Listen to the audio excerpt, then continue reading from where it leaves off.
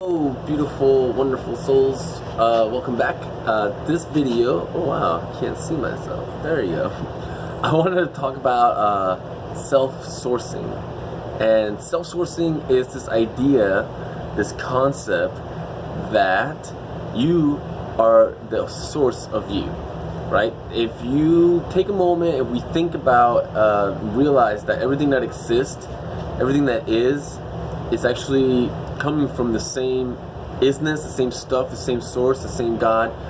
And then we realize that the underlying, like, in order for me to be, it means that I am intrinsically connected with this source.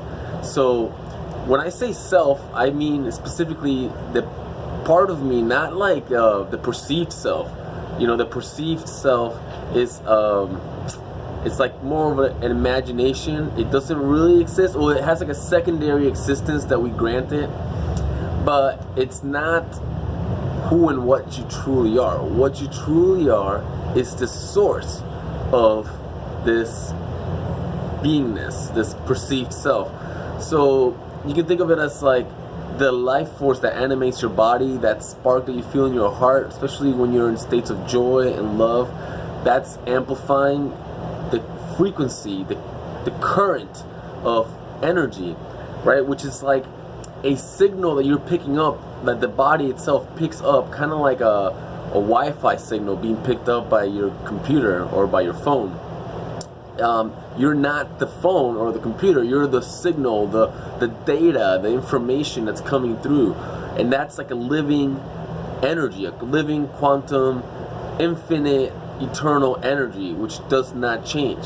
So once we like connect with that and we have a sense of that, then we can see that everything good that we've ever experienced, anything positive, anything wonderful, anything joyful, is actually coming from that same source inherently. It may seem as though it's coming from another person or another thing, or you know, a food or TV, whatever, or even a thought, but all of those things come from the same source.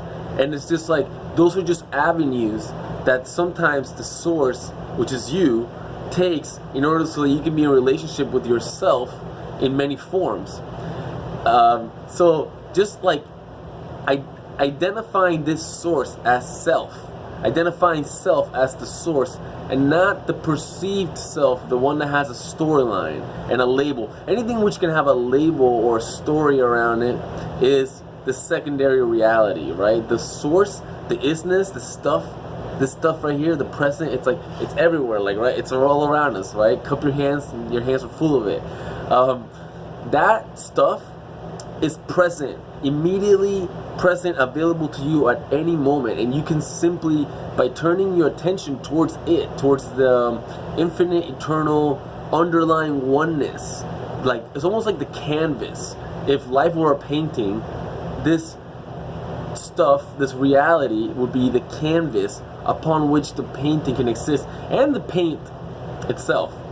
And that's a little, but it's definitely not just the shapes and the figures. Those things are like shapes. They're forms, which are secondary reality. They don't really have substantial existence without this underlying sourceness, which you are and which I am. So the more we get to connect with that, the more we realize, like, oh, we don't really need anybody else or anything else, or whatever we might think is not here right now in the present moment, which is always an illusion. Anytime that you perceive that there's a lack in this moment, you can be sure that your perspective is coming from a limited self, a perceived self, like a sleepy self, right? So the sleepy self, the perceived self, is like in a dream of Maya, of illusion, and it perceives itself to be separate from the rest of isness, of reality.